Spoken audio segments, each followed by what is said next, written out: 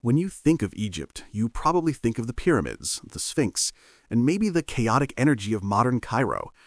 But right now, beneath the surface of that society, a massive cultural shift is taking place. It is a phenomenon sociologists are calling Neo-Pharaohism, or modern Kemet nationalism. Here is the core question: who are the Egyptians? For most of the 20th century, the answer was simple. They were the leaders of the Arab world. They were the heart of Islam or Coptic Christianity. But today, a growing movement of youth and intellectuals is saying, no, we are not Arabs. We are not just defined by religion.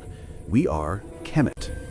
They are arguing that Egypt is a distinct civilization with a continuous, unadulterated lineage stretching back 5,000 years.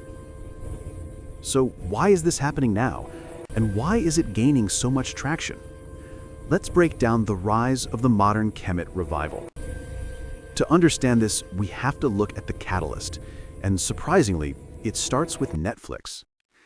In 2023, the docudrama Queen Cleopatra was released, casting a black actress as the famous queen.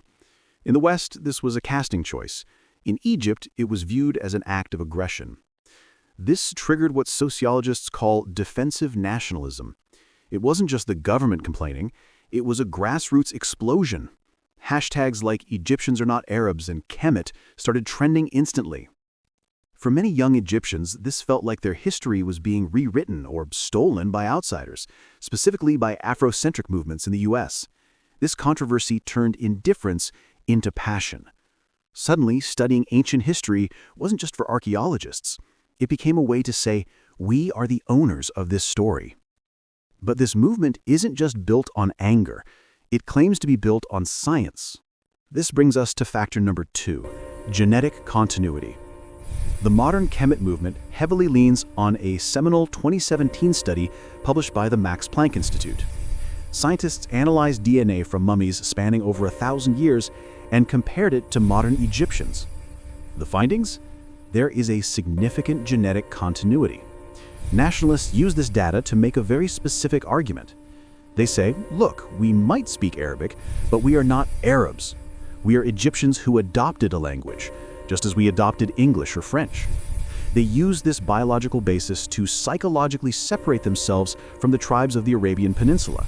To them, being Egyptian is a bloodline, not just a passport.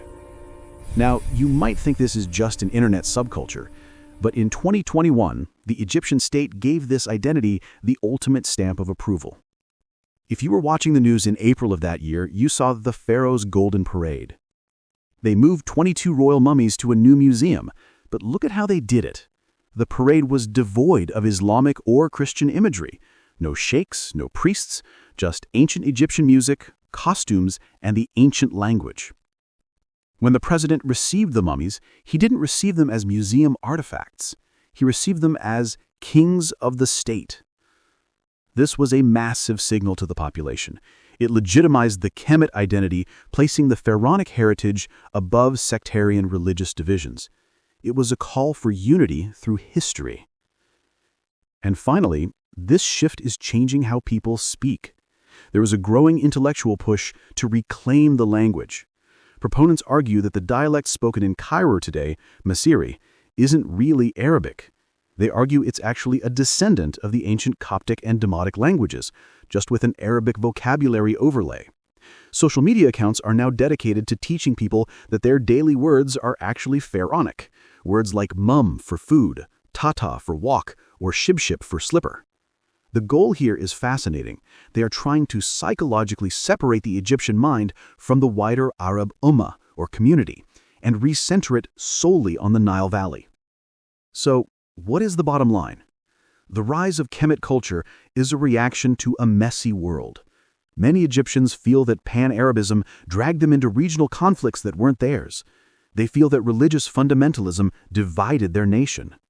By returning to Kemet, they are seeking a neutral, glorious identity, one that owes no allegiance to the East or the West. They are looking back 5,000 years to find a way forward.